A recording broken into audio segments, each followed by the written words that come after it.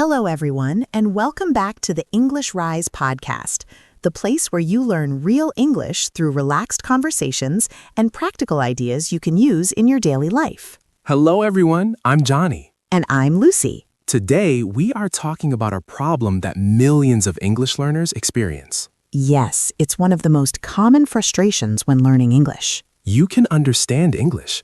You can watch videos. You can listen to podcasts. You can read articles.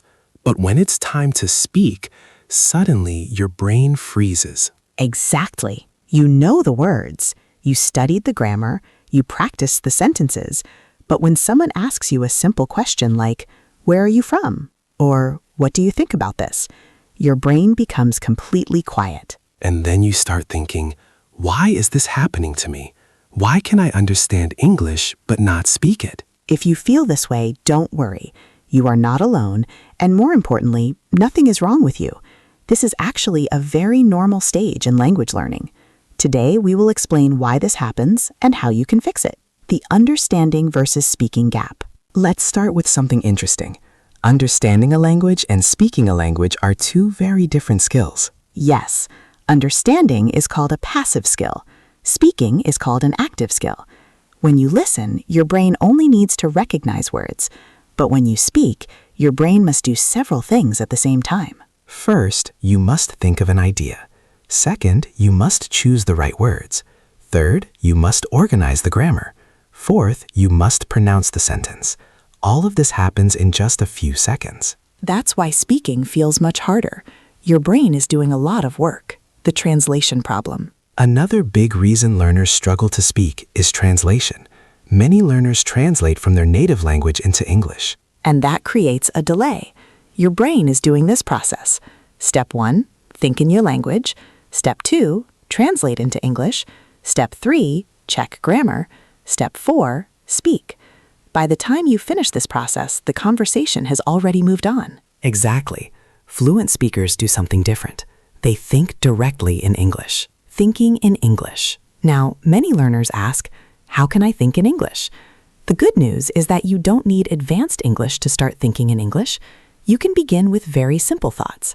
For example, I'm hungry. I need coffee. This is interesting. Even describing your environment helps. Look around and say things like, the table is brown. My phone is on the desk. The room is quiet. These small exercises train your brain to use English naturally. The fear factor. Another reason people don't speak English is fear. Fear of mistakes, fear of embarrassment, fear that other people will judge them. But here's the truth. Mistakes are a normal part of learning.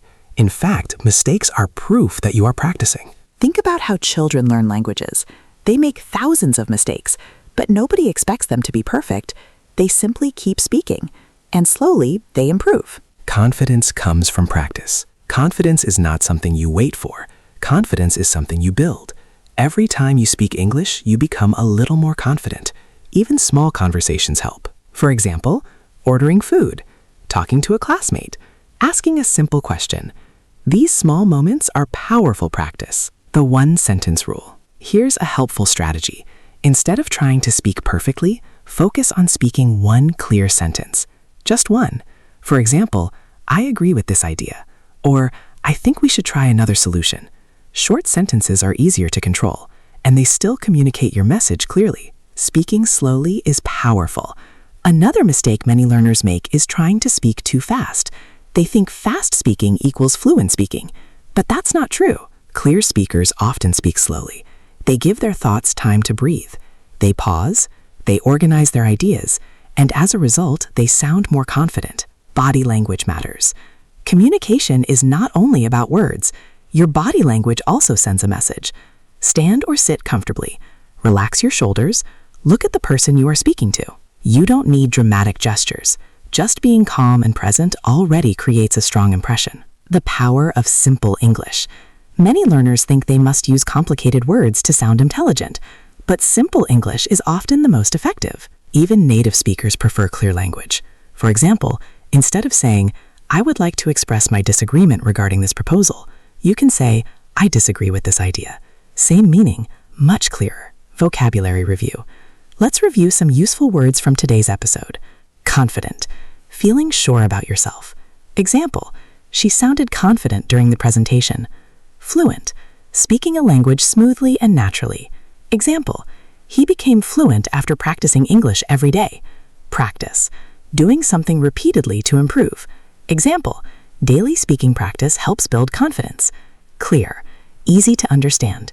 Example, her explanation was simple and clear. Final advice. Before we finish today's episode, let's remember something important. You don't need perfect English to communicate. You only need clear ideas and courage. Speak even when you feel nervous. Speak even when you make mistakes. Because every conversation makes your English stronger. Fluency is not built in one day.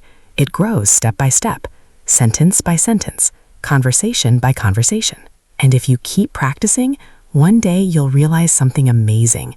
English conversations that once felt scary now feel completely natural. Thank you for spending this time with us. This is Lucy, and this is Johnny, and you've been listening to the English Rise podcast. Keep learning, keep speaking, and we'll see you in the next episode. Bye, everyone.